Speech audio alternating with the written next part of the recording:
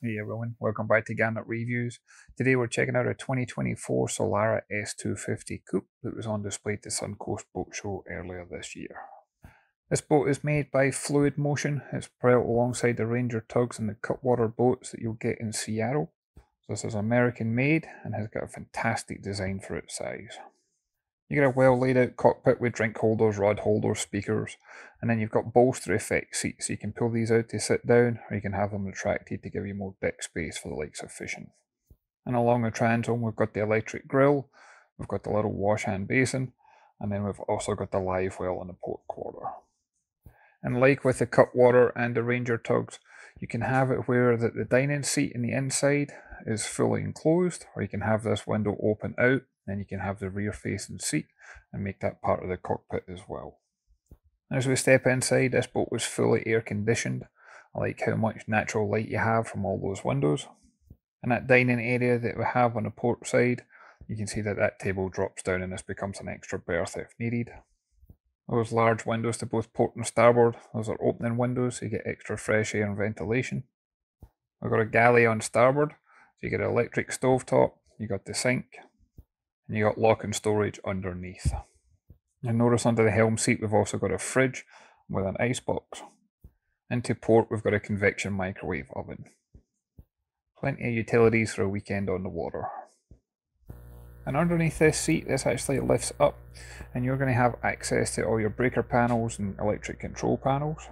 But you've actually got an extra berth in here. You can use this for extra storage, or you can actually use it as sleeping accommodation.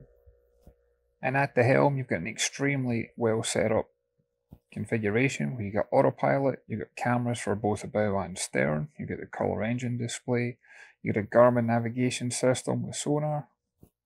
And then as we make our way to the bow, you got overnight accommodation for two. So although this is fully air conditioning, you got opening portholes on both the port and starboard side. We've also got an opening hatch overhead. Plenty of storage underneath all these cushions. And then we also have the heads compartment on board. So as standard, this one's got a fuel capacity of 116 gallons, water capacity of 22 gallons, and a waste capacity of 11 gallons. And you do have use of the shower because this faucet head actually comes out, and then there's a mounting bracket up top, and you can use it then. So with the engines trimmed down, this one's got a length overall of 31 feet 2 inches. It's got a draft of 30 inches, a beam at 8 feet 6, and a bridge clearance at 8 feet 2. And it just feels like such a well thought out and laid out boat for a boat of this size.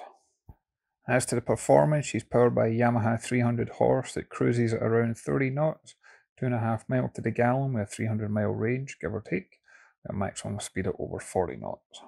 And I like all the grab rails that's in place as you make your way to the bow. There's not a lot of room for moving up here, but when you get to the bow, you do have access to that electric windlass.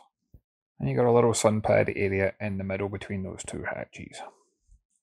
And this windlass can be operated here at the bow, can also be operated at the helm.